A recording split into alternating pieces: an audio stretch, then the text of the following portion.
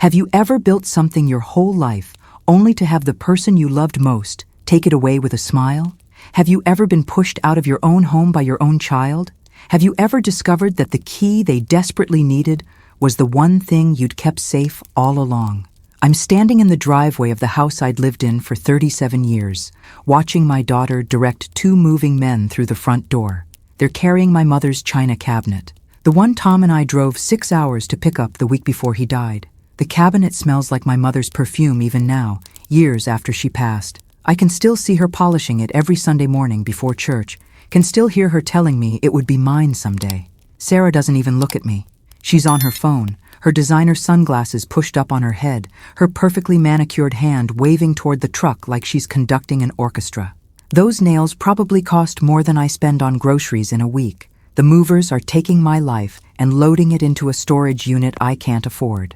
One of them glances at me with something like pity in his eyes, then looks away quickly. 3 days ago, I was told I had a week to pack. 3 days ago, my daughter sat across from me at this very kitchen table. The same table where I'd helped her with algebra homework, where we decorated birthday cakes, where Tom had held my hand during every difficult conversation we'd ever had. She explained that the house needed to be sold immediately. Her voice was calm, professional, like she was presenting a business proposal, not dismantling my entire existence. She had the paperwork. She had Dad's will. She had his power of attorney that I'd signed when Tom got sick, when he could barely hold a pen, when the hospital social worker said we needed to get our affairs in order. What she didn't tell me was what she'd done with it. What she didn't tell me was that I'd been signing away more than I understood. What she really didn't tell me was that there was one thing she'd never be able to touch, one small detail her father had tucked away, one key I still held. But that morning, standing in my driveway, watching strangers carry away the physical evidence of my marriage, I was still holding a secret that would change everything. If this story has already touched your heart, subscribe now, leave a like, and tell me in the comments what city you're watching from. I met Tom when I was 23. He was 25, fresh out of the service, working at his father's hardware store on Main Street.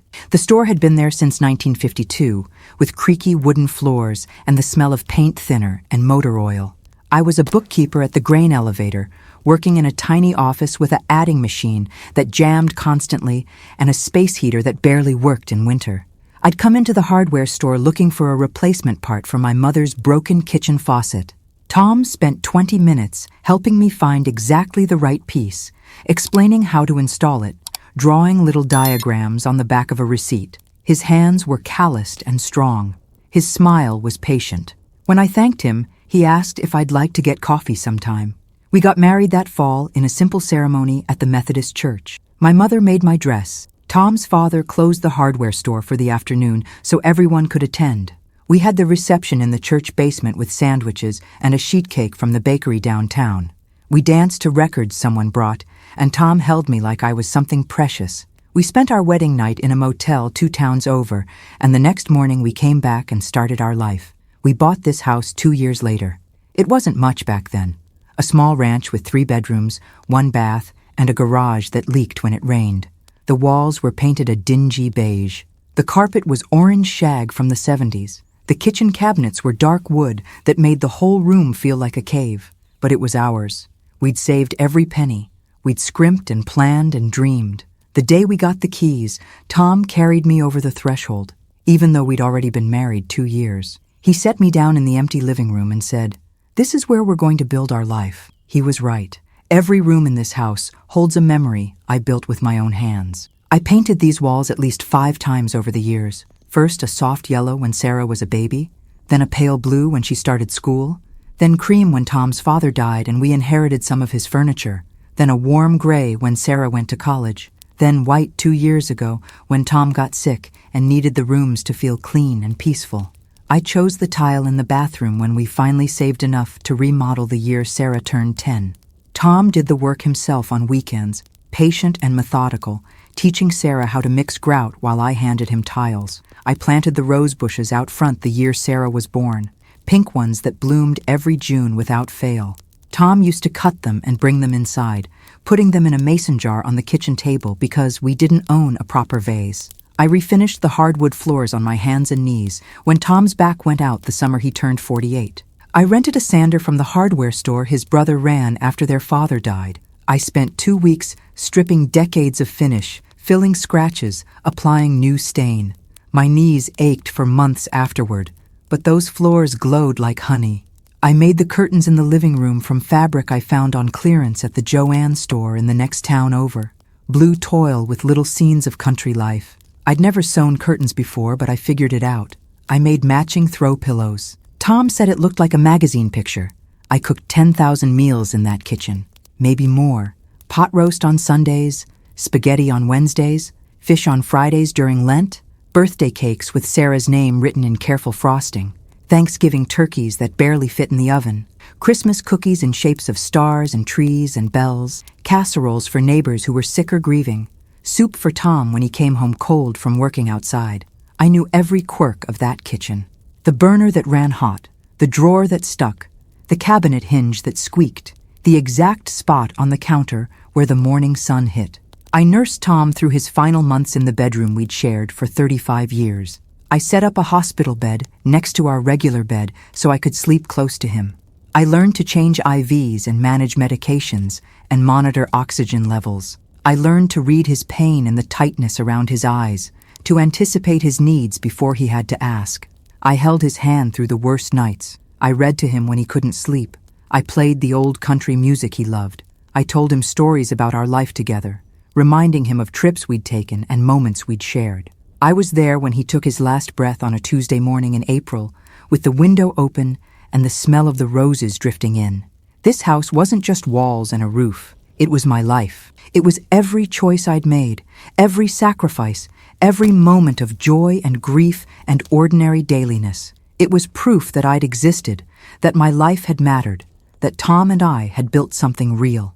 The week after Tom's funeral, I found his toolbox in the garage. It was dented and scratched, covered in paint splatters from projects going back decades. The handle was wrapped in electrical tape where it had cracked years ago. Tom had never replaced it. He said the tape worked fine, and besides, the crack reminded him of the day Sarah had been helping him fix the fence and had dropped the toolbox off the porch. She'd been 12, gangly and apologetic. He'd laughed and hugged her and said tools were meant to be used, not babied. Inside the toolbox was a folded envelope with my name on it in his handwriting. His hand had been shaky toward the end, but I recognized the careful loops, the way he always pressed down hard with the pen. I opened it right there, standing in the dim light of the garage, still wearing my black dress from the service, still wearing the sensible black heels that pinched my toes, still feeling numb and untethered, like I might float away if I didn't hold on to something solid. It was a letter, short, direct, the way Tom talked. He never used 10 words when 5 would do. He told me he loved me. He said it 3 times in different ways, as if he wanted to make absolutely sure I understood. He told me he was sorry he couldn't fix everything. He said he wished he had more time. He said he'd tried to plan as best he could, and he told me to keep the small key taped to the bottom of the envelope safe. He said I'd know when I needed it. He said to trust my instincts. He said he believed in me. I didn't understand it then. I peeled the key off the envelope. It was brass, small, old-fashioned looking. It had a number stamped on it, but no other identifying marks. I tucked it into my jewelry box, behind the pearls he'd given me on our 20th anniversary, next to the wedding band I'd taken off his finger at the hospital because the nurse said I should keep it safe. I thought maybe it was for a lockbox at the bank, or maybe a storage unit I didn't know about. I thought maybe he'd hidden some savings, or maybe there were documents I needed. I didn't ask questions. I was too tired. I was too sad. I just wanted to keep breathing, to get through each day, to figure out how to live in a world without him. But now, standing in my driveway, watching my life get packed into a truck, I was starting to wonder what that key unlocked. And I was starting to wonder if Sarah knew it existed. And I was starting to feel the first small spark of something I hadn't felt in 3 days. Not hope exactly, but possibility. The sense that maybe I wasn't as powerless as I'd believed. Tom had been sick for 2 years before he died. Cancer, pancreatic, the kind that starts quiet and spreads fast, that doesn't show symptoms until it's already too late. We'd spent everything we had on treatments that didn't work. Chemotherapy that made him so sick he couldn't eat. Radiation that burned his skin. clinical trials that required driving 3 hours each way twice a week, medications that cost more than our mortgage. We'd burned through our savings. We'd taken out a second mortgage. We'd cashed in Tom's small retirement account, paying penalties and taxes we couldn't afford not to pay. Sarah had helped, or so I thought. She drove him to appointments when I was too exhausted to do it safely. She talked to the doctors in their language, asking questions I didn't know how to ask. She handled the insurance paperwork, fighting with them when they denied claims, appealing decisions, navigating a system I found overwhelming. She was calm and efficient in a way I couldn't be. I was falling apart. I was losing my husband inch by inch, day by day. She stepped in and took control. At the time, it felt like rescue. It felt like love. It felt like having a daughter who cared enough to carry the burden I couldn't lift alone. When Tom couldn't make decisions anymore, when the cancer had spread to his brain and he'd get confused about where he was or what year it was, Sarah brought me papers to sign. She'd come over after work, still in her business clothes, carrying folders and pens, power of attorney, medical directives, estate planning updates. She'd explain each document in simple terms, pointing to the signature lines, making it sound routine and necessary. She said it was all standard. She said the lawyer had reviewed everything. She said it would protect me, that it would make sure I wasn't burdened with decisions I shouldn't have to make alone. She said it would streamline everything. She said it was what Dad wanted. I signed. I trusted her. She was my daughter. She was all I had left. Now I know what those papers really said. Now I know what she'd been planning. Now I understand that every signature I'd scratched onto those documents had been another brick in a wall she was building around me, another lock on a cage I didn't know I was entering. The house sale was set for 3 weeks out. The closing was already scheduled at a title company across town. The buyer was some investment company Sarah had found, a name I didn't recognize, a corporate entity that existed only on paper. They were paying cash, no inspection, no contingencies, no personal walkthrough. They didn't care about the memories in the walls or the roses out front or the refinished floors. They cared about square footage and market comparisons and projected returns. It was happening fast, too fast, the kind of fast that doesn't allow for second thoughts or changing minds or discovering that something is terribly wrong. Sarah said the market was good. She showed me printouts from real estate websites, houses in the neighborhood that had sold, price per square foot calculations that meant nothing to me. She said I'd get my share. She said we'd find me a nice little apartment closer to her, somewhere modern and easy to maintain, somewhere without stairs or yard work or old pipes that might freeze. She said it was time to downsize. She used that word like it was positive, like it meant simplification rather than loss. She said it with a smile that didn't reach her eyes, a smile I'd seen her use in business meetings when she wanted to convince someone of something they didn't quite believe. I asked her why the rush. I asked her why we couldn't wait a few months, why we couldn't take time to sort through everything properly, why we couldn't at least have an estate sale so I could find homes for the things that mattered. I asked her if I could at least stay through the holidays. Christmas was 8 weeks away. It would be my first Christmas without Tom. I wanted one more Christmas in the house where I'd raised her, where Tom and I had built our life, where I'd hung stockings on the mantel and baked cookies that filled the house with the smell of butter and vanilla and cinnamon, where we'd wrapped presents under a tree that touched the ceiling, a real tree Tom would cut himself from the lot on the edge of town. She said no. Her face hardened. She said the deal was done. She said the buyers wouldn't wait. She said if we didn't close on schedule, we'd lose the sale and have to start over. She said I was being emotional. She said I needed to be practical. She said holding on to things wouldn't bring Dad back. She said Dad would have wanted this. She said he'd told her he worried about me managing the house alone. She said he'd made her promise to take care of me. That last part felt like a punch to the chest because I couldn't ask Tom if it was true, and Sarah knew it. By the 3rd day, half my belongings were in boxes. The movers had taken the big furniture to the storage unit Sarah had rented in my name, a climate-controlled space she said would keep everything safe until I was settled. The rooms echoed when I walked through them. The walls looked dirty where pictures had hung for decades. The carpet showed lighter rectangles where furniture had sat. I'd kept only what would fit in the small apartment Sarah had found for me. A bed, a dresser, a small couch, a kitchen table with 2 chairs, some dishes, some clothes, a few books. Everything else was being packed away or donated or thrown out. It was across town, near the highway, in a building that smelled like bleach and old carpet when Sarah had taken me to see it. The hallways were narrow and dimly lit. The elevator shook when it moved. My apartment was on the 3rd floor. One bedroom barely big enough for a bed. One bath with a plastic shower stall and a toilet that ran constantly.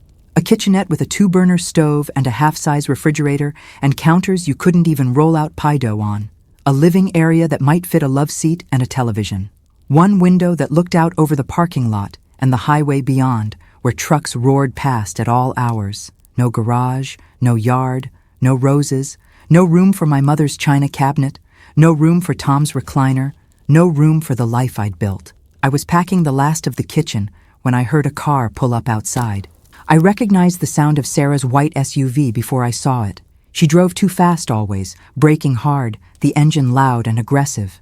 I looked through the window and saw her getting out, moving quickly, her phone pressed to her ear. She looked angry. Her face was tight, her jaw set in that way she had when something wasn't going according to plan. She ended the call and walked to the door without knocking. She never knocked anymore. This was her house now, or so she thought. She found me in the kitchen, wrapping coffee mugs in newspaper. The Sunday paper Tom used to read cover to cover. I was wrapping the mugs we'd bought on our anniversary trip to Branson, Missouri 20 years ago. White ceramic with Silver Dollar City printed on them in cheerful letters. She didn't say hello.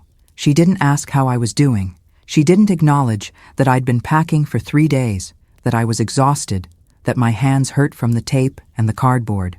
She just stood in the doorway, her expensive bag on her shoulder, her phone still in her hand, and said she needed something. She needed the key to Dad's safe deposit box. I stopped wrapping. The mug was half covered in newspaper, Tom's crossword puzzle visible through the print. I looked at her. I tried to keep my face neutral, tried not to show the sudden racing of my heart. I said I didn't know what she was talking about. She stepped into the kitchen.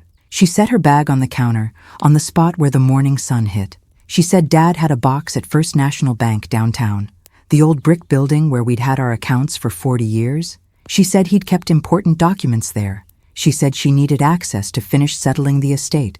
She said the bank told her there were 2 keys. Dad had one. I had the other. She needed mine.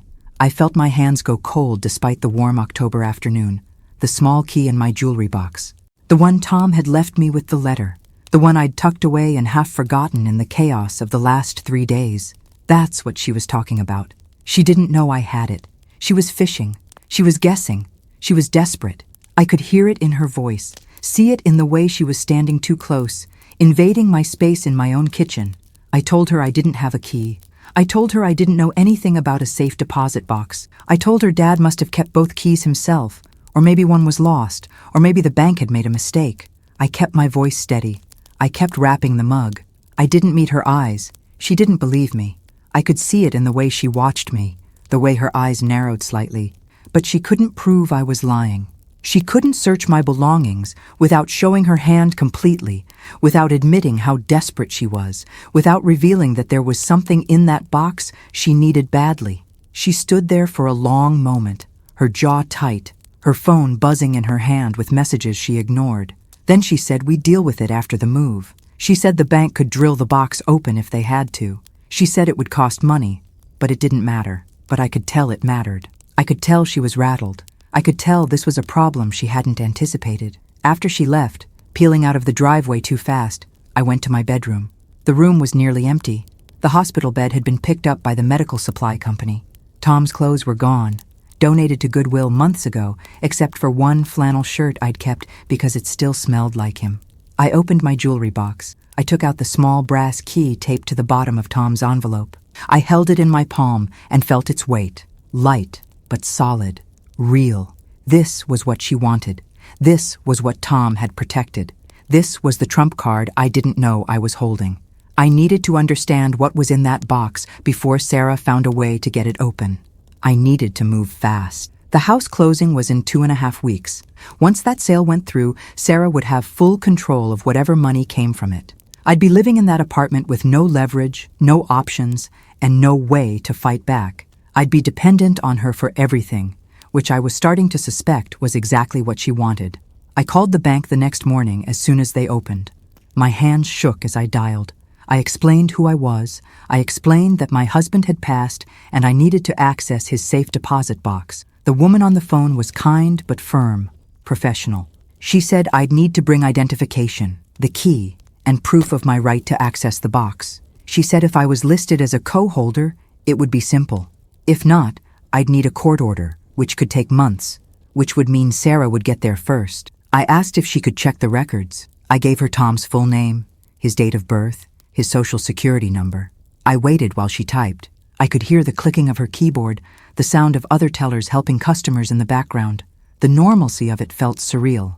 Then she came back on the line and said yes, I was listed as a co-holder.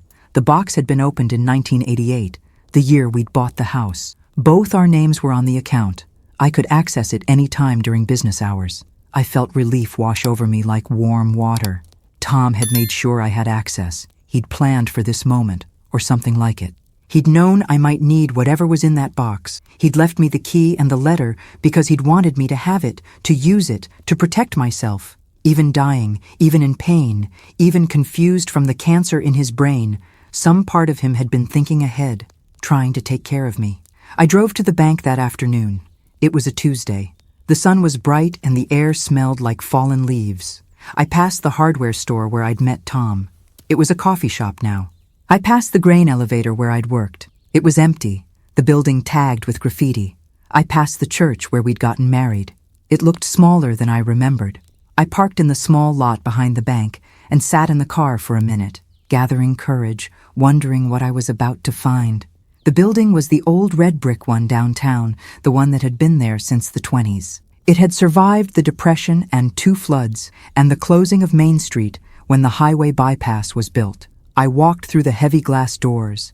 The lobby smelled like floor polish and old paper and something else, something institutional and permanent. I approached the counter and explained I needed to access my safe deposit box. My voice sounded strange to my own ears, thin and uncertain. The teller checked my ID. She checked the signature card, comparing my signature now to the one from 1988, a lifetime ago. She checked the key, running her fingers over the number stamped into it. Then she led me through a heavy door into the vault. It was cool and dim. The air felt different, denser somehow. The walls were lined with small metal doors, each with 2 keyholes, each holding someone's secrets and important papers and things they couldn't bear to lose. She found the box number Tom had listed. She used the bank's key in one slot. I used Tom's key in the other. Both turned smoothly, as if they'd been waiting for this moment. The door opened. She pulled out a long metal box and carried it to a small private room. She set it on the table and told me to take my time. Then she closed the door and left me alone. I stood there staring at the box. My hands were shaking. I didn't know what I was going to find. I didn't know if it would help me or hurt me. I didn't know if Sarah had already found a way to access it somehow, if the contents would be gone, if this would be another dead end. I just knew that Tom had left it for me. I just knew that Sarah wanted it. I just knew that whatever was inside, it mattered enough that she'd come looking for the key, that she'd shown her hand for the first time, that she'd revealed there was something she needed that she didn't have. I lifted the lid. Inside was a manila folder. It was thick, held together with a rubber band that had gone brittle with age that snapped when I tried to slide it off. I opened the folder carefully, handling the papers like they might crumble. The first document was a deed, a warranty deed, for the house. It was dated 3 months before Tom died. It transferred the property from both our names into something called a life estate. I'd never heard that term before, but as I read through the legal language, as I parsed the whereas and therefore and herein, I started to understand what it meant. Tom had restructured the ownership so that I retained full rights to live in the house for the rest of my life. I was called the life tenant. Sarah was listed as the remainder man, which meant she'd inherit, but only after I died, only after I was gone. As long as I was alive, as long as I was breathing, no one could sell it without my consent. No one could force me out. No one could take it away. The life estate gave me irrevocable possession. It was recorded with the county clerk. It was official. It was binding. It was protected by law. I read it 3 times to make sure I understood. My hands left fingerprints on the paper. Tears blurred my vision. Tom had protected me. He'd seen something coming, Or maybe he just wanted to make sure I'd always have a home, that I'd never be at anyone's mercy, that I'd never be pushed aside or warehoused or treated like a burden. Either way, he'd set up a legal barrier that Sarah couldn't cross. The power of attorney she'd been using, the one she'd had me sign when he was dying, didn't override this. The will didn't change it. This was separate, permanent, unbreakable. The second document in the folder was a letter from Tom's attorney, a man named Gerald Hoffman. The letterhead was simple, professional. The letter was dated the same day as the deed. It explained the life estate in plain language, the kind of language people like me could understand without a law degree. It confirmed that I had full legal right to remain in the house for as long as I lived. It noted that any attempt to sell the property without my written, witnessed, and notarized consent would be invalid, would fail at closing, would expose the seller to legal liability. The attorney's name was printed at the bottom, Gerald Hoffman, an address downtown, a phone number, a note in Tom's handwriting in the margin. Good man, trustworthy, call if you need him. The third document was another letter, this one from Tom. It was longer than the one he'd left in his toolbox. His handwriting was steadier here, written months before he died, before the cancer had spread to his brain. He explained that he'd set up the life estate because he'd started to worry about Sarah. He said she'd been asking too many questions about the house, questions about value, about equity, about what would happen when he was gone.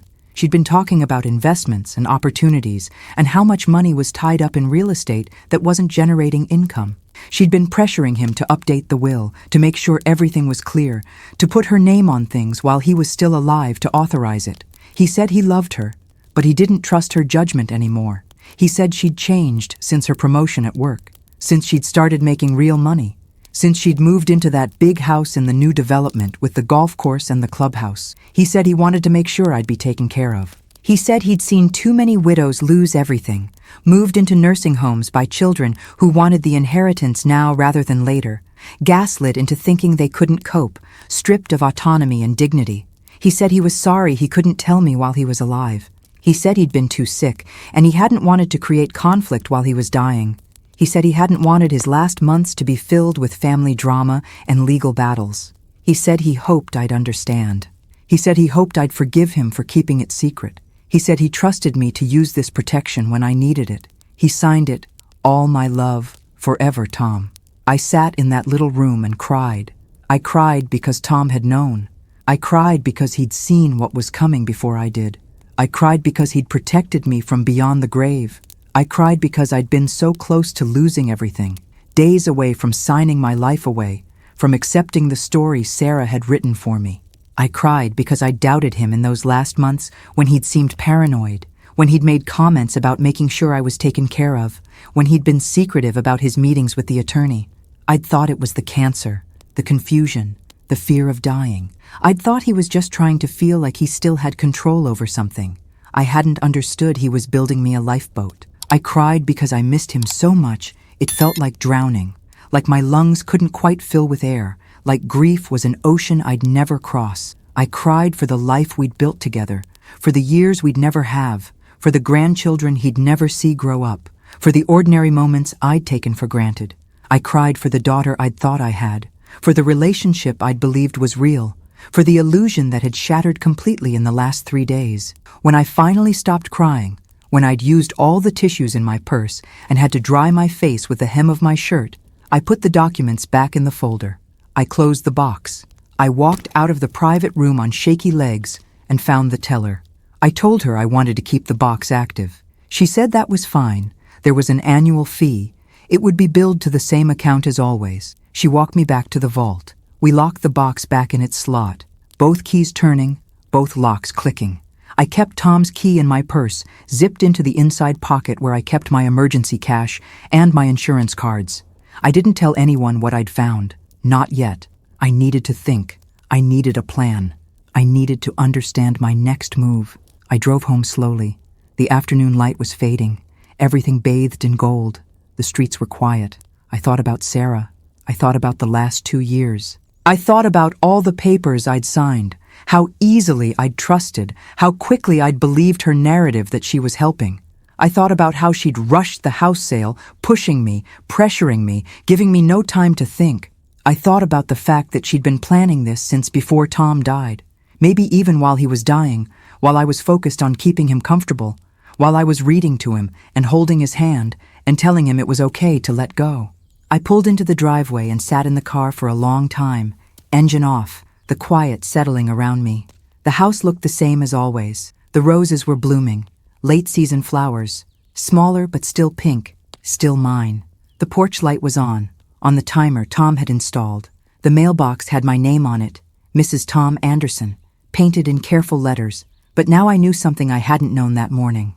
I knew I had the power to stop this. I knew the sale was invalid. I knew Sarah had made a terrible mistake, had moved forward without doing her due diligence, had assumed control she didn't actually have. I knew she was about to lose, and I was about to win. The question was what to do with that knowledge. The question was whether I'd fight back or let it go, whether I'd stand my ground or keep the peace. The question was whether I could face my own daughter and tell her no, really no, finally no. I went inside and made a cup of tea. English breakfast, the kind Tom used to drink. I sat at the kitchen table and opened Tom's letter again. I read it slowly, really hearing his voice this time, imagining him writing it, picturing him at this very table planning how to take care of me. I read the last line. You're stronger than you think, and you deserve a home where you feel safe. Don't let anyone tell you otherwise. I love you, Tom. I folded the letter and put it back in my purse. Then I picked up the phone and called the attorney whose name was on the documents, Gerald Hoffman. His secretary answered on the third ring. I explained who I was. I explained that Tom had been a client. I explained that I needed to discuss a life estate, that I'd just found documents in a safe deposit box, that I was facing an illegal house sale in 2.5 weeks. She asked if I could come in the next morning at 10. I said yes. She said to bring the documents. I said I would. That night, I barely slept. I kept thinking about the conversation I'd have to have with Sarah. I kept imagining her face when she found out. I kept wondering if she'd apologize or double down, if she'd see what she'd done or find a way to blame me. I kept asking myself if I was being cruel, if I was being selfish, if I was choosing a house over my daughter, if I was destroying our relationship over pride and stubbornness, if I was failing as a mother. But then I'd think about the last 3 days. I'd think about the way she'd talked to me, like I was incompetent, like I was a problem to be solved, the way she'd rushed me, giving me no time to grieve or adjust, the way she'd dismissed my feelings, my memories, my attachment to the only home I'd ever known, the way she'd lied about the power of attorney, letting me believe I'd signed something simple and protective when really I'd signed away control, the way she'd acted like the house was already hers, like I was just an obstacle to be moved, the way she'd treated me like an inconvenience, like dead weight, like someone to be managed rather than loved. And I'd think about Tom. I'd think about the hours he'd spent planning this, the effort it must have taken to meet with the attorney while he was sick, to organize the documents, to set up the safe deposit box with both our names, the love that had gone into every decision, every clause, every protective measure. He'd trusted me to use this when I needed it. He'd trusted me to stand up for myself. He'd trusted me to be strong enough, brave enough, fierce enough to fight for the life we'd built together. By morning, I'd made my decision. I was going to fight. Gerald Hoffman's office was in a small brick building 3 blocks from the bank. The waiting room had worn leather chairs and old law books on the shelves, titles about property law and estates and contracts. The carpet was burgundy and a little worn. The receptionist's desk was old but polished. The secretary offered me coffee. I said yes. My hands needed something to hold. Mr. Hoffman came out a few minutes later. He was older than I'd expected. Late 60s, maybe older. Silver hair combed neatly, kind eyes behind wire-rimmed glasses, a gentle handshake. He wore a cardigan over his dress shirt, like a professor. He led me back to his office. It was cluttered but organized, the clutter of someone who worked with papers all day, who managed complicated lives and difficult decisions. Files stacked neatly on every surface. A desk covered in papers weighted down by river rocks. A window overlooking the street where I could see people going about their normal lives, unaware that mine was about to change completely. He asked me to tell him what was going on. I did. I started with Tom's illness, with the 2 years of fighting and hoping and losing.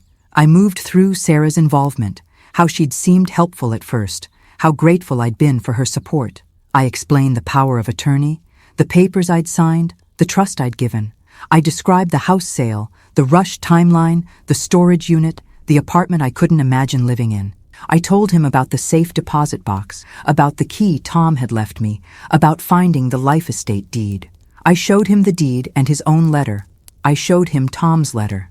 I said I didn't know what to do next, that I was scared and angry and heartbroken all at once. He listened without interrupting.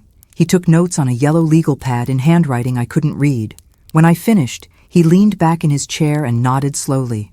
He said Tom had been a good man, one of the best clients he'd ever had.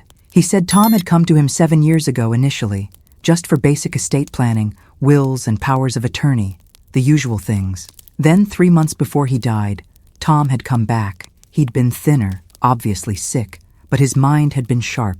He'd said he needed to make a change. He'd explained about Sarah, about his concerns, about what he'd been noticing.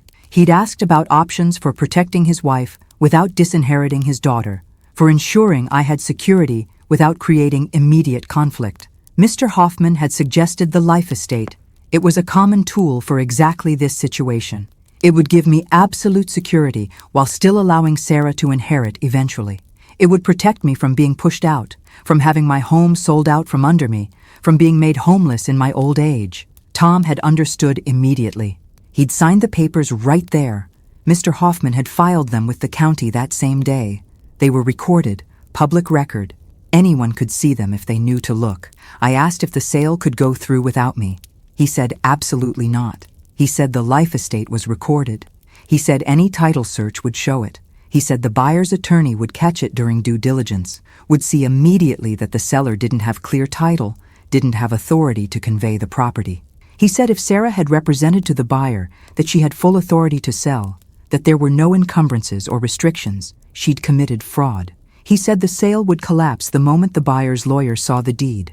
He said Sarah would likely have to return any deposit she'd received, might face a lawsuit for damages, might face criminal charges depending on what she'd signed. I felt a cold knot form in my stomach, heavy and sick. Sarah didn't know about the life estate. She'd moved forward with the sale thinking she had full control, thinking the power of attorney and the will were enough. She'd already signed a contract. She'd already accepted a deposit, probably substantial given the cash nature of the deal. If the sale fell through, she'd be liable. She'd lose the deposit. She might be sued. She might face legal action. She'd built a house of cards, and it was about to fall, and I was about to be the one to knock it down. Mr. Hoffman asked me what I wanted to do. He said I had options, multiple paths forward. I could let the sale proceed and watch it collapse on its own when the title company discovered the issue. I could notify Sarah and the buyer immediately, stopping it before more damage was done. I could file a quiet title action to make absolutely sure everyone understood the ownership structure. I could pursue a claim against Sarah for fraud and elder abuse, potentially criminal charges under state law. I could do all of it or none of it. It was my choice. He'd help me with whatever I decided. I asked him what he'd recommend. He took off his glasses and cleaned them with a cloth from his desk. He said that depended on what outcome I wanted. Did I want to keep the house? Did I want to repair my relationship with Sarah? Did I want justice? Did I want revenge? Did I want peace? Did I want to punish her or teach her or just be left alone? I thought about it. I thought about what I really wanted, underneath the anger and hurt. I said I wanted to keep my home. I said I wanted Sarah to understand what she'd done, to face what she'd tried to do to me. I said I didn't want to destroy her, didn't want to see her criminally prosecuted or financially ruined, but I needed her to face consequences, real consequences. I said I wanted her to know she couldn't treat me like this, couldn't treat anyone like this. I said I needed boundaries. I said I needed respect. I said I needed her to see me as a person, not a problem. He nodded. He said the first step was to notify the buyer's attorney about the life estate. That would stop the sale. Clean, legal, immediate. Then we'd deal with Sarah. He said he'd draft a letter and send it that afternoon by certified mail and email. He said I should prepare for Sarah's reaction. He said it wouldn't be pretty. He said people who'd been caught, people who'd been cornered, rarely apologized right away. They usually got defensive. They usually blamed everyone else. They usually escalated before they backed down. He said I should expect anger, accusations, maybe even threats. He said to stay calm, not to engage, to let him handle all communication if possible. I thanked him. I paid his retainer fee with money from my small savings account, the account Sarah didn't have access to, the one I'd kept in my name alone. It felt good to spend that money, to invest in protecting myself. I drove home feeling lighter and heavier at the same time. Lighter because I was taking control, because I was protecting myself, because I finally had a plan. Heavier because I was also stepping into a fight with my daughter, a fight I'd never wanted, a fight I'd spent a lifetime avoiding, a fight that would change everything between us forever. The letter went out that afternoon. By the next morning, everything exploded. Sarah called me at 7 a.m. The phone rang and rang, shrill and insistent. I was still in bed, having finally fallen asleep around 3. I answered, groggy, disoriented. She was screaming before I even got the phone to my ear. Screaming so loud I had to hold it away, her voice distorted and sharp and saying things I'd never heard her say before, words I'd never heard her use. She said I'd sabotaged her. She said I'd lied. She said I'd destroyed a major deal. She said the buyer was threatening to sue. She said their attorney had called her at 6:30, had torn into her about the life estate, about her failure to disclose, about misrepresentation and fraud. She said I'd cost her the deposit, $50,000 she now had to return. She said I was selfish. She said I was manipulating her. She said I was working with that lawyer to steal from her. She said Dad would be ashamed of me. She said I was destroying his legacy. She said I was choosing money over family. I let her yell. I didn't interrupt. I held the phone and listened to my daughter rage, listened to her reveal exactly what she thought of me, listened to the fury of someone who'd been caught and couldn't quite believe they weren't going to get away with it. When she finally ran out of words, when she was breathing hard, when the silence stretched between us, I said quietly that I hadn't lied. I said Tom had set up the life estate years ago. I said she'd never asked me if I had legal rights to the house. She'd just assumed she could sell it. She'd assumed wrong. I said the power of attorney didn't give her the right to override a recorded deed. I said she'd made a mistake. I said she should have checked. I said this was on her, not me. She hung up on me. The line went dead.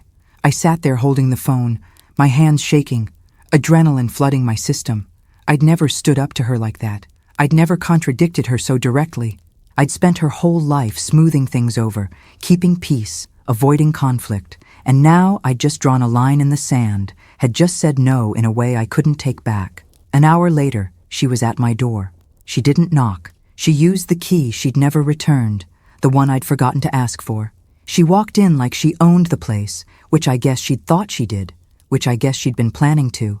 She found me in the living room, sitting in Tom's old recliner with a cup of coffee that had gone cold. I was still in my bathrobe. I hadn't slept enough to function properly. She stood in the doorway, her arms crossed, her face red, still in workout clothes, like she'd come straight from the gym or hadn't been to bed at all. She demanded to know what I was trying to do. She demanded to see the deed. She demanded to know why I'd been hiding it. She demanded that I sign a waiver giving her the right to sell, that I fix this mess I'd created, that I stop this insanity. She said we could still fix this. She said we could still close the deal. She said she'd already called the buyer's attorney, had already tried to negotiate, had already explained this was just a misunderstanding. She said I just needed to cooperate. She said I just needed to sign. She said we could get past this if I'd just be reasonable. I said no. 2 letters. 1 word. Final. She stared at me like I'd slapped her, like I'd grown a second head, like I'd become someone she didn't recognize. I'd never said no to her before. Not like this. Not with this kind of finality, this kind of certainty. I'd always given in eventually, always found a compromise, always prioritized her feelings over mine. She tried a different approach. I watched her face change, watched her recalibrate. She softened her voice. She uncrossed her arms. She sat down across from me in the chair that had been mine, the one I'd used for reading, the one with the good light. She said she understood I was upset. She said she'd moved too fast, had pushed too hard. She said she'd been trying to help, trying to take care of me the way Dad had asked. She said the house was too much for me, too big, too much maintenance, too many memories that must be painful. She said I'd be happier in a smaller place, somewhere I didn't have to worry about the roof or the furnace or the yard work. She said we could find something better than the apartment she'd picked out, something nicer, something I'd actually like. She said we'd do it together this time. She said we'd make it work. She said she'd take more time, would listen to what I wanted. She just needed me to sign the waiver. She just needed me to let the sale go through. She just needed me to trust her one more time. I said no again, quieter this time, but just as firm. Her face changed. The softness disappeared like a mask dropping. The real face underneath was cold and calculating. She said I was being stubborn. She said I was being irrational. She said I clearly wasn't capable of making good decisions, that this proved it, that I was acting against my own interests. She said maybe we needed to revisit my mental competency. She said maybe I needed a guardian, someone to make decisions for me, someone to protect me from myself. She said maybe the court should decide what was best for me. She said there were procedures for this, legal ways to help people who couldn't help themselves. She said it was for my own good. That's when I knew. That's when I understood how far she was willing to go. That's when I saw her completely clearly for the first time, without the filter of motherhood and hope and the assumption that blood meant love. She wasn't trying to help me. She'd never been trying to help me. She was trying to control me. She was trying to take everything Tom and I had built, everything we'd sacrificed for, everything we'd worked 37 years to create. And if I didn't cooperate, if I didn't surrender, she was willing to paint me as incompetent. She was willing to humiliate me publicly. She was willing to strip away my dignity, my rights, my autonomy. She was willing to have me declared mentally unfit so she could take legal control of my life. I stood up. My legs felt steady for the first time in days. I looked her in the eye, really looked at her, saw the stranger my daughter had become. I said she needed to leave. I said the house was mine. I said the life estate was legal and binding. I said if she wanted to challenge it, she could take me to court. But until then, she needed to leave my home. I said I wanted her key back, the one she'd just used to walk in uninvited. I held out my hand. She laughed. It was a bitter sound, hollow and sharp. She said I'd regret this. She said I was making the biggest mistake of my life. She said I had no idea what I was doing, no idea what I was starting. She said I'd end up alone, broke, miserable. She said I'd come crawling back to her eventually, begging for help, and maybe she'd still be willing to give it. Maybe. She threw the key at me. It hit my chest and fell to the floor. Then she left, slamming the door so hard the windows rattled. I bent down and picked up the key. It was warm from her hand. I held it tight enough that the teeth bit into my palm. Then I walked through the house and checked every door, every window, every lock. I was alone, but I was safe, for now. The next few days were quiet but tense, like the air before a thunderstorm. Sarah didn't call. She didn't stop by. But I heard through a neighbor, Betty from across the street who'd lived there since before we'd moved in, that Sarah had been telling people I was losing my memory, that I was confused about dates and names, that I was mixing up my medications, that I was being manipulated by a lawyer who wanted my money, who was taking advantage of a grieving widow who wasn't thinking clearly. Betty told me this over coffee in her kitchen, her face concerned and kind, asking gently if I was okay, if I needed help with anything. The gossip spread through our small circle like water through cracks. People at church started looking at me differently, some with pity, their eyes soft and sad, their voices too loud like they thought I couldn't hear properly, some with suspicion, their gazes assessing, measuring, trying to detect signs of decline. Some avoided me altogether, suddenly busy when I approached, suddenly needing to be somewhere else. These were people I'd known for decades, people I'd served with on committees, worked alongside in the church kitchen, sat beside in Bible study, people whose children I'd taught in Sunday school, whose casseroles I'd eaten when Tom died, whose birthdays I remembered. And now they were whispering about me. Now they were questioning my competency. Now they were taking Sarah's side because she was younger, more polished, more convincing, more successful. It hurt. It hurt more than I'd expected, more than the house sale, more than the betrayal, more than anything except Tom's death itself. This was social death, the slow erasure of my place in the community I'd been part of for nearly 4 decades. I wanted to hide. I wanted to stop going out. I wanted to avoid the looks and the whispers and the sudden silences when I entered a room. I wanted to disappear, but Mr. Hoffman had warned me this would happen. He'd said Sarah would try to isolate me, try to control the narrative, try to undermine my credibility before we got to court. He'd said abusers always did this, always tried to paint their victims as unstable or unreliable or somehow deserving of what was happening to them. He'd said the best defense was to stay visible, stay calm, stay consistent, and let the facts speak for themselves. He'd said to document everything, to keep records, to maintain my routines, to prove through my actions that I was fully competent. So I kept going to church every Sunday, same pew, same time. I dressed carefully, did my hair, wore the pearls. I kept shopping at the grocery store where I'd shopped for 30 years, where the cashiers knew me by name. I kept my head up even when people stared. I kept my voice steady even when it wanted to shake. When people asked if I was okay, I said yes, and thank you for asking. When they asked about the house, I said it was complicated, but I was handling it with legal help. When they asked about Sarah, I said we were working through some things and I was sure it would resolve. I didn't gossip, I didn't defend myself, I didn't explain. I just kept living my life, kept being myself, kept showing up. But at night, alone in the house that echoed with emptiness, I felt the weight of it. I felt the loneliness pressing down like a physical thing, heavy on my chest, making it hard to breathe. I felt the betrayal like a wound that wouldn't heal, raw and burning. I'd raised Sarah. I'd carried her for 9 months, had nearly died bringing her into the world, had nursed her and rocked her, and stayed up all night when she was sick. I'd sacrificed for her. I'd worked 2 jobs when money was tight so she could have dance lessons and summer camp and a class ring. I'd loved her unconditionally, fiercely, the way mothers do. And now she was trying to take everything from me. Now she was painting me as the villain. Now she was making me choose between my home and my daughter, between my dignity and my family. Tom's letter was on my nightstand. I read it every night before bed, in the lamplight, his handwriting swimming in front of my tired eyes. You're stronger than you think. I wanted to believe him. I wanted to feel strong. But mostly I just felt tired and sad and older than my 72 years. 2 weeks after the sale collapsed, Sarah tried a new strategy. She showed up at the house with her husband, Mark. It was a Saturday afternoon. I saw them pull up together in Mark's truck, not Sarah's SUV.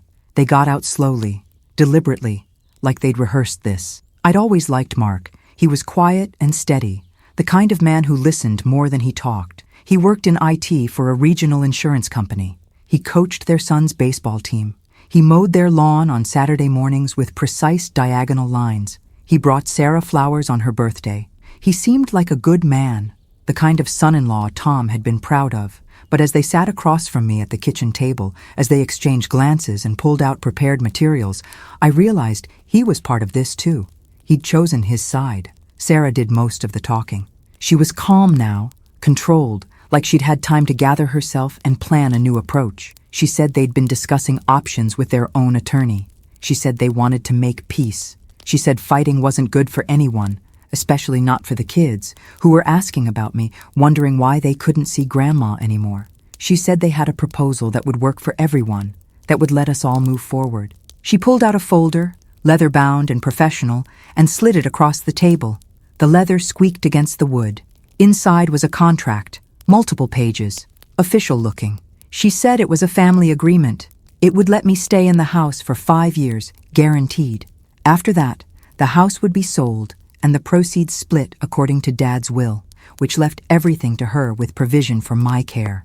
In exchange, I'd sign away my life estate rights now.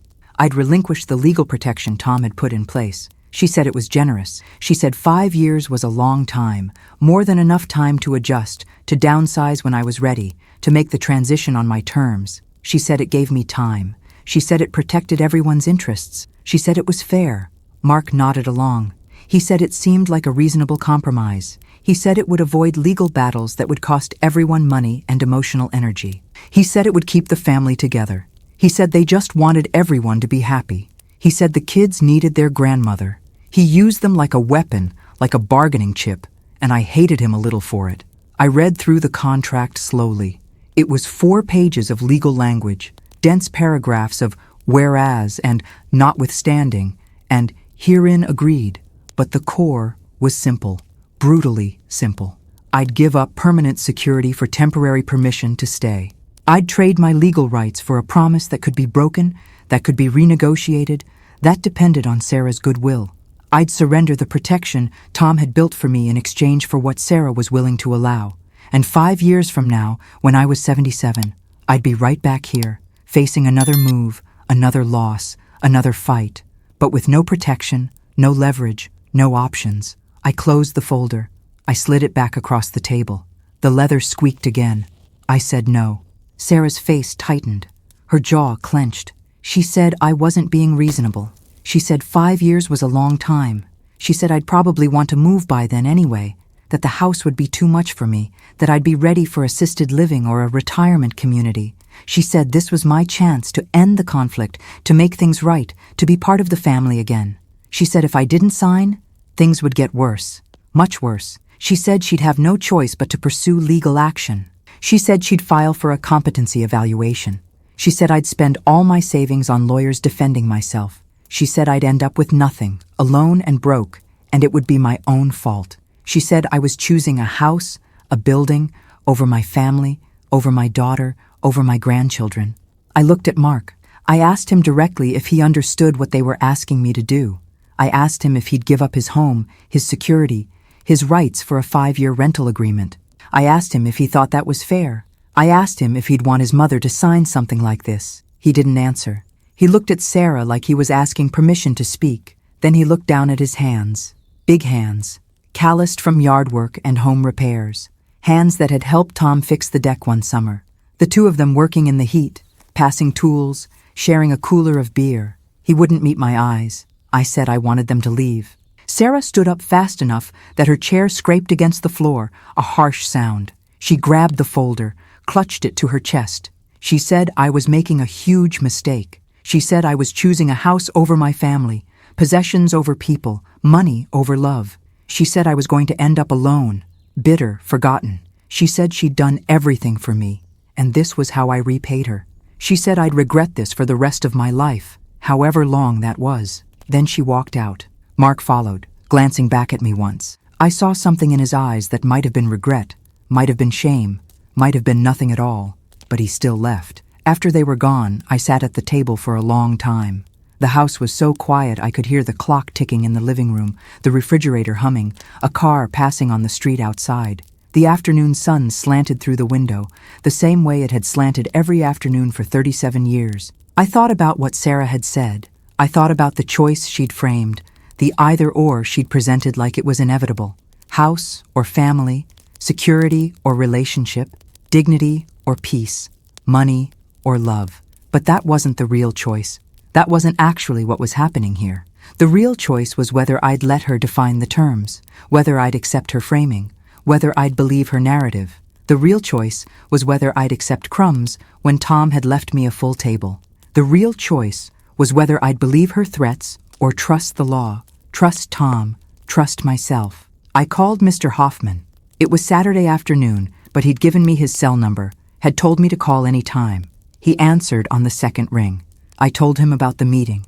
I told him about the contract. I read him some of the key clauses. He was quiet while I talked. Then he said it was a classic pressure tactic. He said Sarah knew she was losing control, knew the law wasn't on her side, knew she couldn't force me out. He said she was trying to get me to surrender voluntarily what she couldn't take legally. He said the contract was worthless, wouldn't protect me, would leave me vulnerable in 5 years when I'd be older and more isolated. He said I'd made the right call refusing to sign. He said we'd let her make the next move. He said he'd be ready. She did. 3 days later, on a Tuesday morning when the mail arrived late, I received a legal notice, formal, certified, requiring my signature. The mail carrier waited while I signed for it, her face carefully neutral. I opened it standing in my driveway, the envelope thick and official. Sarah had filed a petition with the probate court. She was asking for a competency evaluation. The petition was 5 pages long, single-spaced, full of allegations and concerns and medical terminology. She claimed I was suffering from diminished capacity, likely early-stage dementia. She claimed I was being unduly influenced by my attorney, who was taking advantage of my grief and confusion.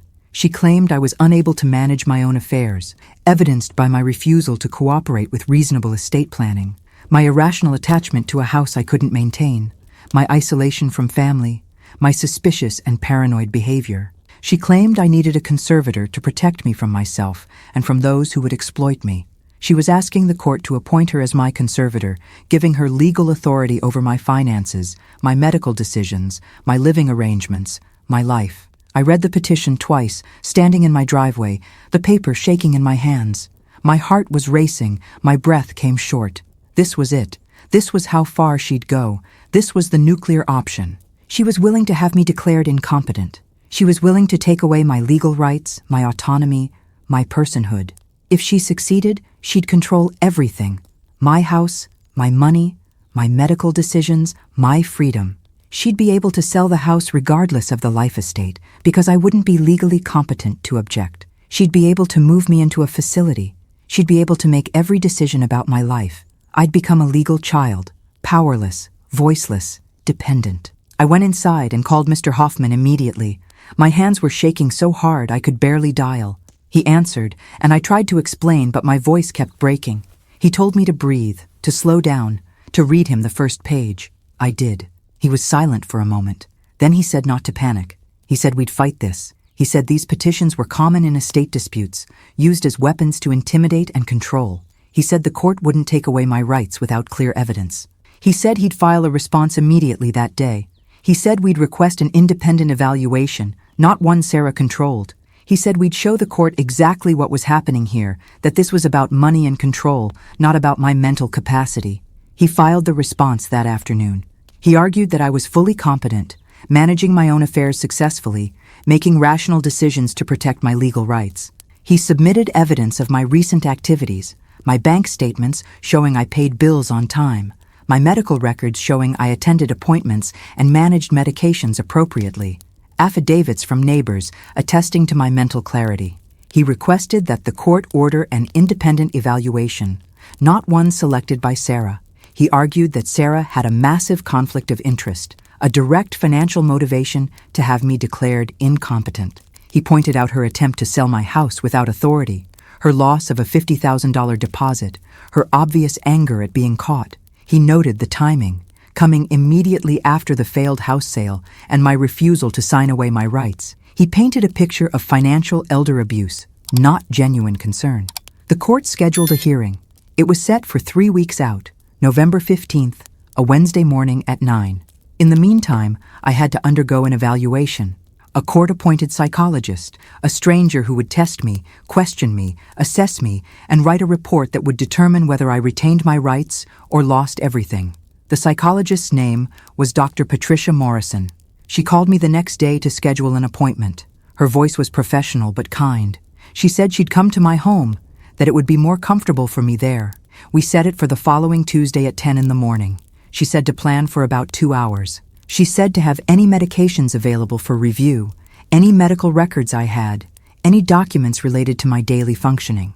She said to be prepared to answer questions about my memory, my reasoning, my daily activities, my financial management. I spent the days before the evaluation in a state of low-grade panic. I cleaned the house obsessively, scrubbing floors that were already clean, organizing cabinets that were already organized. I wanted everything to look perfect, to show I was capable, functional, managing fine. I laid out my medications in their weekly organizer, perfectly sorted. I gathered my medical records in a neat folder. I made lists of my daily activities, my appointments, my routines. I practiced remembering dates and names and current events. I was terrified I'd forget something simple, stumble over a basic question, give some answer that would be interpreted as decline. Dr. Morrison arrived exactly on time. She was younger than I'd expected, maybe in her 40s, with short dark hair and wire-rimmed glasses. She carried a briefcase and a tablet. She shook my hand firmly and accepted my offer of coffee. We sat at the kitchen table, the same table where everything had happened, where Tom and I had made our life decisions, where Sarah had presented her ultimatums. She asked me questions for 2 hours. About my memory. What year is it? Who's the president? What did you eat for breakfast? Can you remember these 3 words? About my reasoning.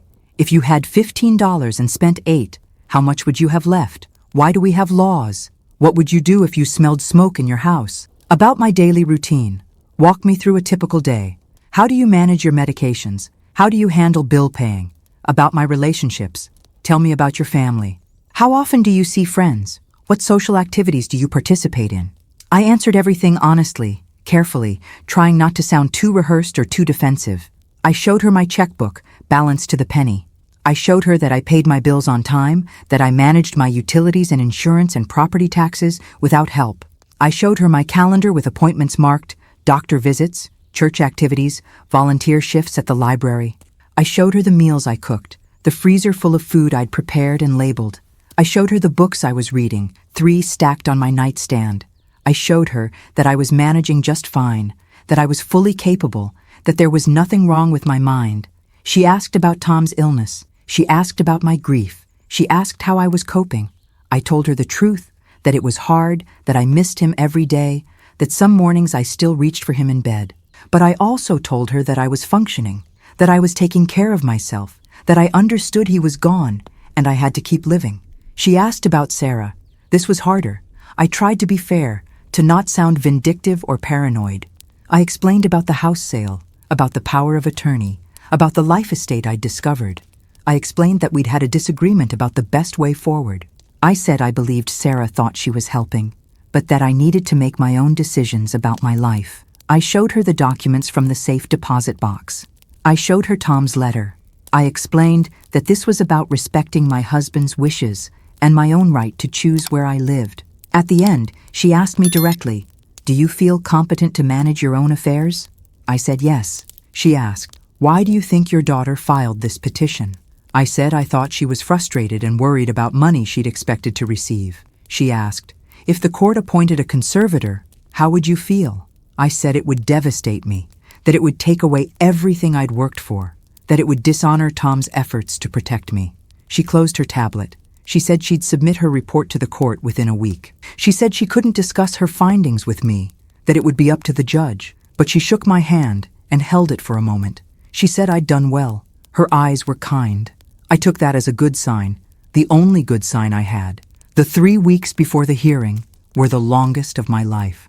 I barely slept, lying awake in the dark, listening to the house settle, imagining worst-case scenarios. What if the judge believed Sarah? What if the evaluation went wrong somehow? What if I'd said something that made me sound confused? What if I lost everything? What if I ended up in a facility, in a shared room with fluorescent lights and the smell of disinfectant and someone else's schedule dictating every moment of my day? Mr. Hoffman kept reassuring me. He called every few days to check in. He said the evaluation would be fine, that I'd obviously done well based on Dr. So. Morrison's professional demeanor. He said the law was on my side. He said judges didn't take away people's rights without clear, compelling evidence of incapacity. He said Sarah's petition was weak, motivated by anger rather than genuine concern. He said we had a strong case, but I couldn't stop worrying. I couldn't stop playing out scenarios. I couldn't stop feeling like I was on trial for being old, for being widowed, for daring to say no to my own daughter. I also couldn't stop grieving. I was grieving the daughter I thought I had, the little girl who'd held my hand crossing streets, the teenager who'd cried on my shoulder over her first heartbreak, the young woman who'd asked my advice about Mark, about marriage, about becoming a mother herself. I was grieving the relationship I'd believed was real, the love I'd thought was unconditional, the bond I'd assumed would last our lifetimes. I was grieving the future I'd imagined, where Sarah and I would grow old together, where she'd bring her kids to visit, where we'd share holidays and birthdays and ordinary Sundays, where she'd hold my hand when my time came the way I'd held Tom's. That future was gone. Even if I won the hearing, even if I kept my home, even if I retained my rights, the relationship was broken, maybe beyond repair. There would be no reconciliation without acknowledgement, without apology, without Sarah facing what she'd done. And I didn't think she was capable of that. I didn't think her pride would allow it. The hearing was on a Thursday morning, cold and gray, the first real taste of winter. I wore a navy dress and the pearls Tom had given me. I did my hair carefully.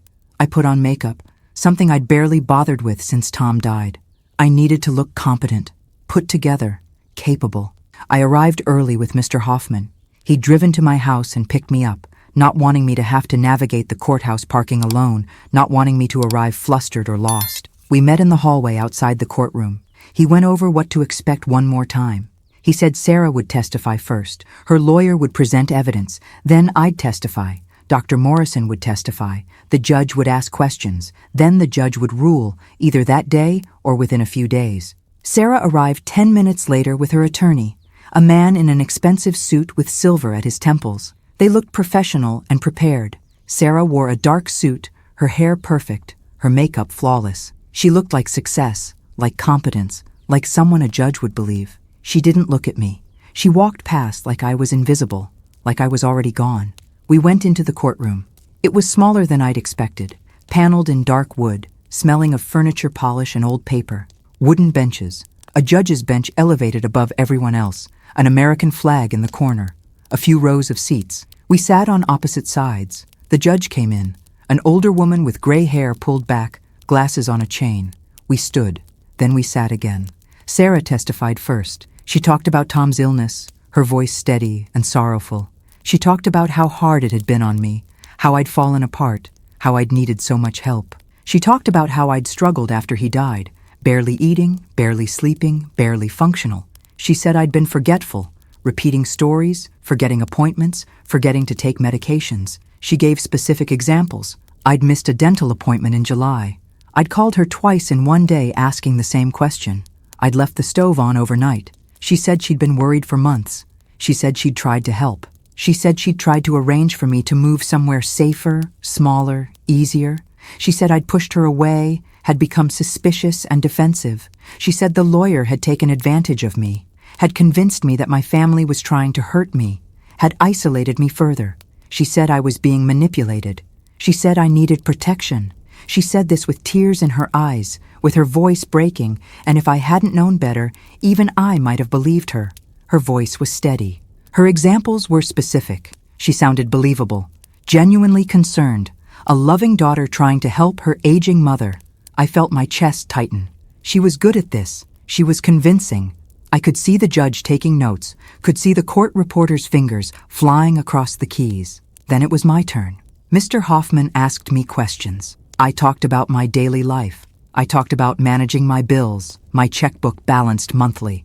I talked about cooking and cleaning, about the systems I had in place. I talked about going to church every Sunday for nearly 40 years. I talked about my friends, my book club that had been meeting for 12 years, my volunteer work at the library.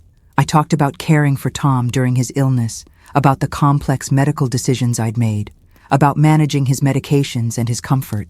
I talked about the life estate and why Tom had set it up, about his concerns, about his love for me, about his desire to protect me. Sarah's attorney cross-examined me. He was sharp, aggressive, looking for weaknesses. He asked about my age. He asked about my health. He asked if I took any medications, implying cognitive decline. He asked if I'd ever felt confused. He asked if I'd ever forgotten where I was or what day it was. He asked about the missed dental appointment. He asked about the phone calls Sarah mentioned. He asked if I'd left the stove on. He was trying to plant doubt, trying to make me sound fragile, trying to make the judge question my capacity. I answered calmly, forcing my voice to stay level. I said I was 72 and in good health. I said I took blood pressure medication and a daily vitamin, nothing else. I said I'd never been confused about my location or identity. I said I used a pill organizer to keep track of my medication, the same kind millions of people used. I said I'd rescheduled the dental appointment, that cancellations happened. I said I didn't recall calling Sarah twice in one day, that perhaps she was mistaken. I said I'd left a burner on low once, not overnight, and I'd installed an automatic shutoff as a precaution. I said I'd been managing fine for 2 years since Tom died, living independently, handling complex estate matters, making sound decisions. Then Dr. Morrison testified. She said she'd evaluated me thoroughly, using standard cognitive assessment tools. She said I'd scored well on all tests, within normal range for my age. She said my memory was intact, both short-term and long-term. She said I demonstrated good judgment and reasoning skills. She said I was managing my finances appropriately, with detailed records and organized systems. She said I showed no signs of diminished capacity, no signs of dementia, no signs of cognitive impairment. She said I was fully competent to make my own decisions. She said she'd found nothing in her evaluation that would justify a conservatorship. Sarah's attorney tried to challenge her. He asked if memory loss could be intermittent. if I might be having good days and bad days. He asked if stress could temporarily improve functioning, masking deeper issues. He asked if I might have prepared for the evaluation, rehearsed answers, presented an artificially competent front. Dr. Morrison held firm. She said her evaluation was comprehensive and designed to detect exactly those patterns. She said she'd found no evidence of intermittent confusion or rehearsed responses. She said I was functioning at a high level for my age, that I showed strong cognitive abilities, that there was no medical or psychological basis for removing my rights. Then Mr. Hoffman presented evidence of Sarah's financial interest. He showed the sales contract for the house. He showed the failed closing.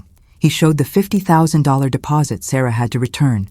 He showed the timeline of events, the house sale attempt, the discovery of the life estate, Sarah's demands for my key, the pressure to sign away my rights, and finally this petition filed just days after I refused to cooperate. He argued that Sarah's petition was motivated by money, not concern. He argued that she'd tried to take my home illegally, and when that failed, she'd tried to take my rights. He argued that this was textbook financial elder abuse dressed up as care. He argued that the petition should be dismissed and that Sarah should be sanctioned for misusing the court system. The judge asked Sarah about the house sale directly. Her voice was sharp. She asked if Sarah had verified ownership before signing a sales contract. Sarah said she'd relied on the power of attorney, that she'd thought it was sufficient. The judge asked if she'd conducted a title search. Sarah hesitated. She said she'd assumed the buyer's attorney would handle that. The judge asked if she'd told me about the life estate. Sarah said she hadn't known about it, that Dad had kept it secret. The judge asked if that made her angry. Sarah said she'd been confused, frustrated that Dad hadn't trusted her. The judge asked if she'd lost money when the sale fell through. Sarah admitted she had $50,000. The judge asked if filing this petition might help her recover that loss by giving her control of my assets. Sarah said no, that this was about my safety and well-being, not money. The judge looked at her for a long moment. Then she looked at me. She asked me directly if I wanted to keep my home. I said yes. She asked if I felt capable of maintaining it. I said yes. I'd been maintaining it for 37 years. She asked if I understood the life estate and its implications. I said yes. She asked if I'd signed it voluntarily. I said Tom had signed it, and I was listed as a co-holder, and I agreed with it completely. She asked if I felt safe. I said I felt safe in my home, yes. The judge closed her notebook. She looked at both sides. She said she'd reviewed all the evidence carefully, had read Dr. Morrison's evaluation, had heard the testimony. She said she found no evidence of diminished capacity whatsoever. She said I was clearly competent to manage my affairs, that I demonstrated sound judgment, that I had every right to protect my legal interests. She said the life estate would remain in effect, that it was a valid legal instrument. She said the petition for conservatorship was denied. She said I retained all my legal rights. She said case closed. Then she looked at Sarah and said something I hadn't expected. She said that if Sarah believed her mother needed help, the appropriate response was support and communication, not legal coercion and financial manipulation. She said she hoped the family could find a better way forward. I felt something break inside me. Not break apart, break open. Like a door I'd been holding shut finally releasing, like pressure that had built for weeks suddenly releasing. I felt tears on my face, hot and unexpected. I felt Mr. Hoffman's hand on my shoulder, steady and warm. I felt relief so overwhelming I couldn't breathe properly, couldn't make my lungs work right. It was over. I'd won. I'd kept my rights, my home, my life. Sarah stood up abruptly. She grabbed her bag. She walked out without looking at me, her heels loud on the courthouse floor. Her attorney followed, carrying his briefcase, looking uncomfortable. The courtroom emptied quickly. Mr. Hoffman helped me stand. My legs felt weak. He said I'd done it. He said it was over. He said I'd won. He said he was proud of me. He said Tom would be proud of me. But as I walked out of that courthouse into the bright November morning, cold air hitting my face, I didn't feel like I'd won. I felt like I'd survived, like I'd protected something precious at enormous cost, like I'd honored Tom's gift but lost my daughter in the process. And that loss felt heavier than any victory, more permanent than any legal ruling. I drove home with Mr. Hoffman. He insisted, not wanting me to drive while emotional. The house was still standing when we arrived. The roses were dormant now, just thorny stems and brown leaves. but they'd bloom again in June. They always did. The keys still fit the lock. I walked through the rooms and felt them settle around me, familiar and safe. This was mine. This was home. This was what Tom had wanted for me. But the house was so quiet, too quiet. The silence felt heavy, pressing. I made a cup of tea. I sat at the kitchen table. I thought about what came next. I thought about whether Sarah would ever speak to me again. I thought about whether I'd see my grandchildren, whether they'd remember me, whether Sarah would poison them against me with her version of events. I thought about holidays and birthdays and all the moments that would be different now, all the empty chairs and silent phones and anniversaries marked alone. Mr. Hoffman called that afternoon from his office. He said I should change my locks immediately, that afternoon if possible. He said I should update my will to make my intentions crystal clear. He said I should consider setting up a trust to make sure my wishes would be honored, to prevent future challenges. He said I should protect myself going forward. He said Sarah had shown what she was willing to do, and I needed to assume she might try again in some other way. I said I would. I called a locksmith. He came that evening and changed all the locks, new keys that had never been in Sarah's possession. The next week, I met with Mr. Hoffman again and updated my will. I set up a simple trust that would donate the house to a local nonprofit when I died, an organization that provided temporary housing for women leaving difficult situations, women who needed a safe place to rebuild their lives. The house would be turned into a shelter, a place of healing and new beginnings. Tom would have liked that. He'd always believed in helping people who were down on their luck. Sarah wouldn't inherit it. She wouldn't get the money she'd wanted so badly. But maybe it would help someone else build a new life, find safety, discover strength they didn't know they had. I also started attending a support group for people dealing with family estrangement. It met Tuesday nights at the community center in a room with folding chairs and fluorescent lights and bad coffee. There were 8 of us, different stories, different pain, but the same loneliness threading through everything, the same grief, the same guilt, the same question of whether we'd done the right thing, whether we could have handled it differently, whether we were the problem. We didn't have answers, but we had each other.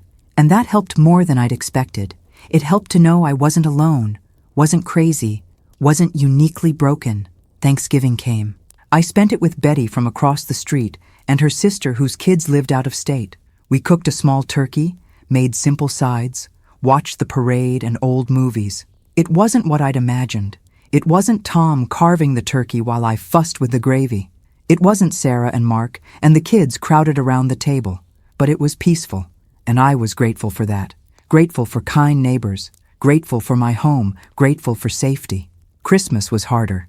I put up a small tree, a tabletop version Tom and I had bought on clearance years ago for the bedroom. I hung the ornaments Sarah had made as a child, popsicle sticks and construction paper and glitter, faded and fragile now. I baked cookies using the recipes I'd always used, the kitchen filling with familiar smells, cinnamon and vanilla and butter.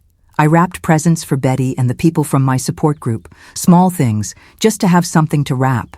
I cried more than I wanted to admit, but I also felt Tom's presence in the house more strongly than I had in months. I felt his protection wrapping around me.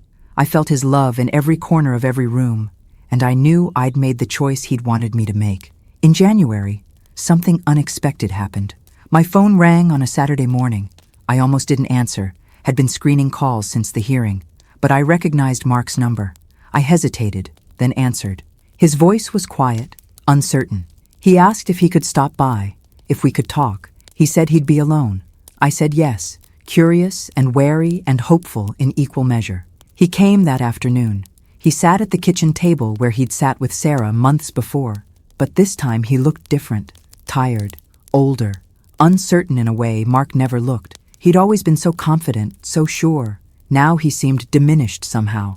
He said he wanted to apologize. The words came slow, like he was pulling them up from somewhere deep. He said he'd gone along with Sarah's plans because he'd trusted her judgment, because she'd painted such a compelling picture of helping you, because he hadn't questioned her enough. He said he hadn't understood the full picture, hadn't realized she'd been lying about the life estate, hadn't known how far she was willing to go. He said the conservatorship petition had been the breaking point for him. He said when Sarah had filed it, when he'd read what she was claiming, he'd known it was wrong. He said he'd told her it was too much, that she'd crossed a line, that she needed to stop.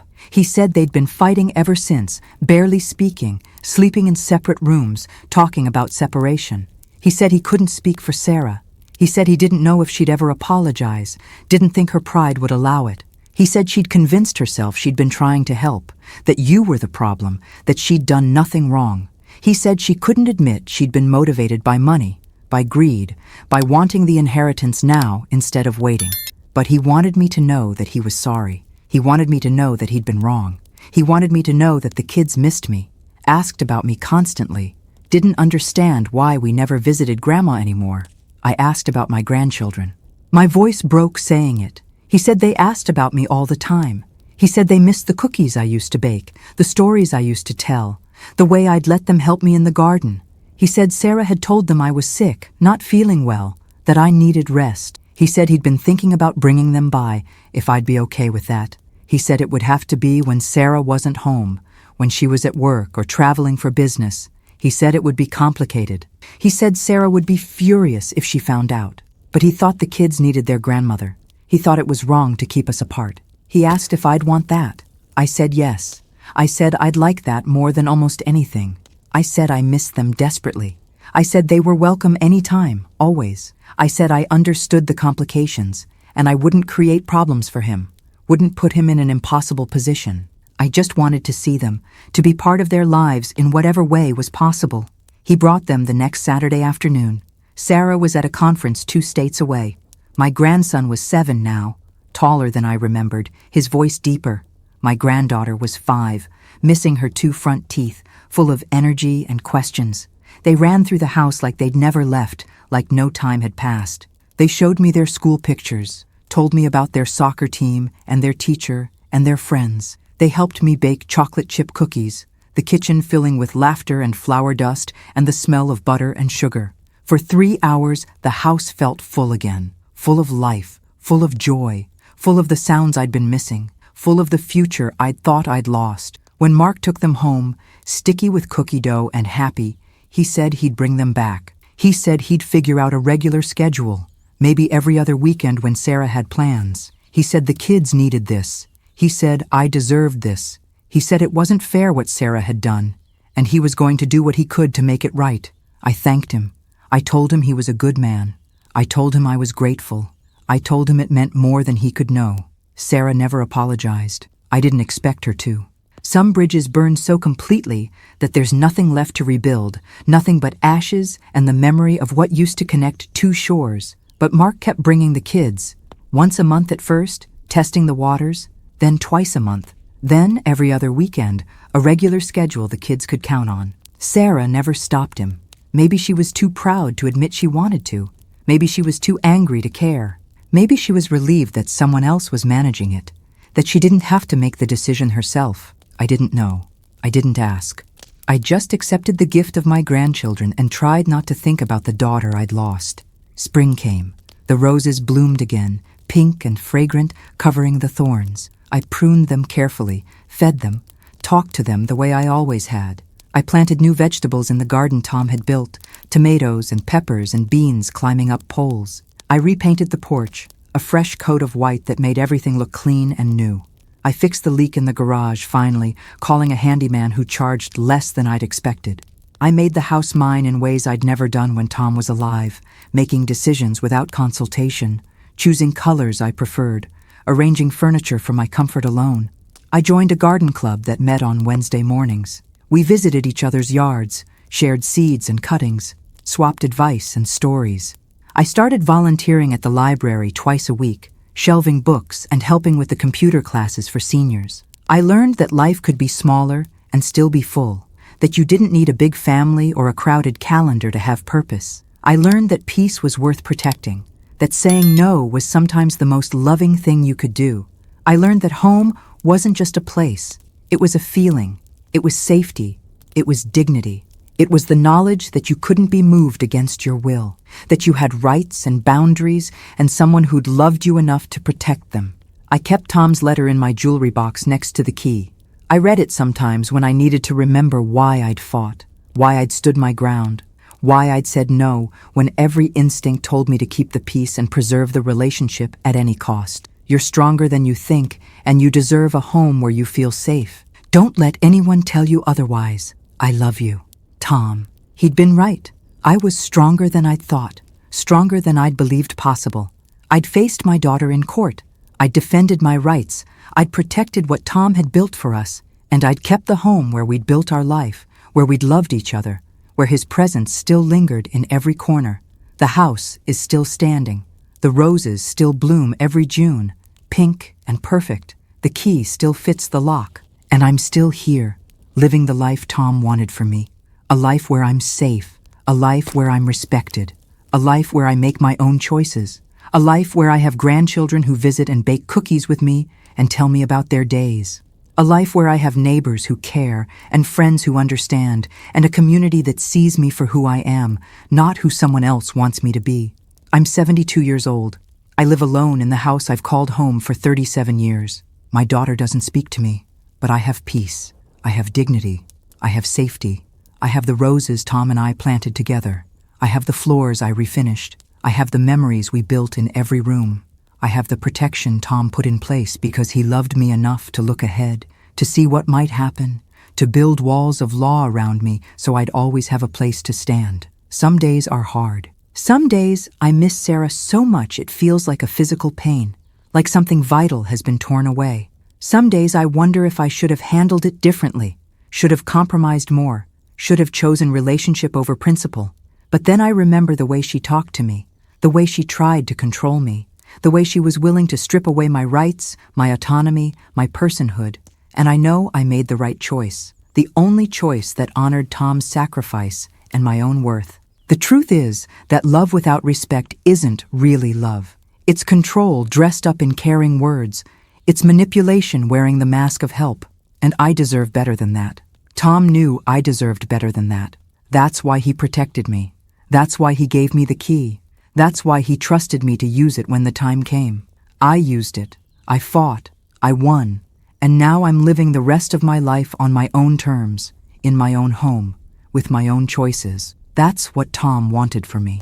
And that's what I'm going to keep doing, for as long as I have breath in my body and this key in my hand.